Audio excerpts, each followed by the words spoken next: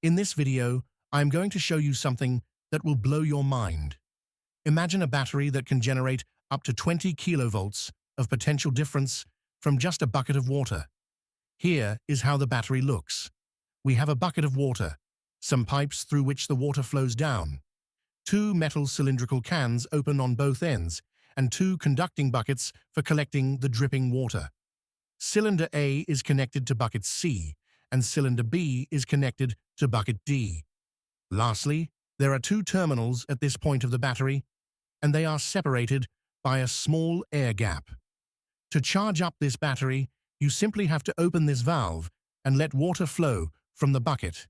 When it charges up to a high enough voltage, this battery can generate a spark through the air gap between these terminals. The air gap can be up to 6 millimeters wide, which requires a potential difference of around 20 kilovolts to generate a spark. How does this contraption achieve this? And where is the energy coming from? Let us break it down. Pure water, which has a pH of 7, is not very conductive because it consists of neutral water molecules that do not carry charge.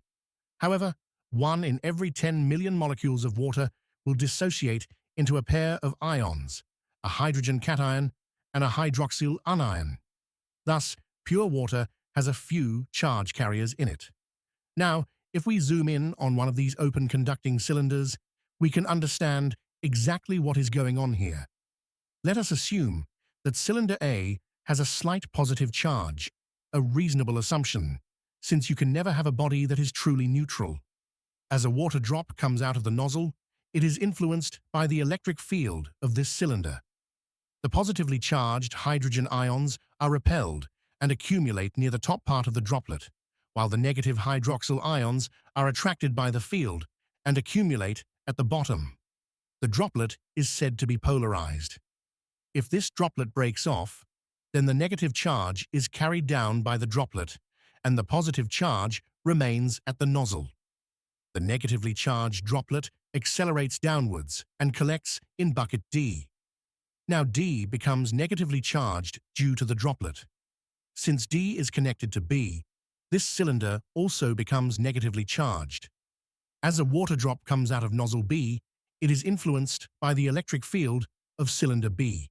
Because of the negative charge on the cylinder, hydroxyl ions are repelled to the top part of the droplet, while hydrogen ions are attracted to the bottom part. This droplet will also break off, carrying the positive charge with it and leaving the negative charge at the nozzle. The positively charged droplet falls into bucket C, making it positively charged. Since bucket C is connected to cylinder A, this makes A more positively charged. Because of the greater positive charge on the cylinder now, it is able to polarize water even more, creating a runaway process. This cycle repeats, and as charges of opposite polarities continue to accumulate on the buckets, the potential difference between the two terminals continues to rise.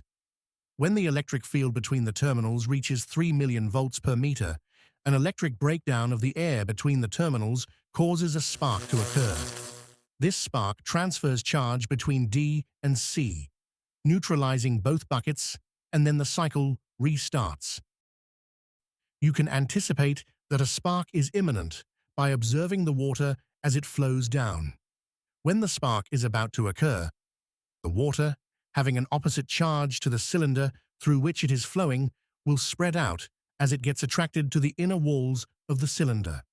Once the spark occurs and the system discharges, the cylinders are nearly neutral once more, and the flow of water returns to a nearly laminar flow.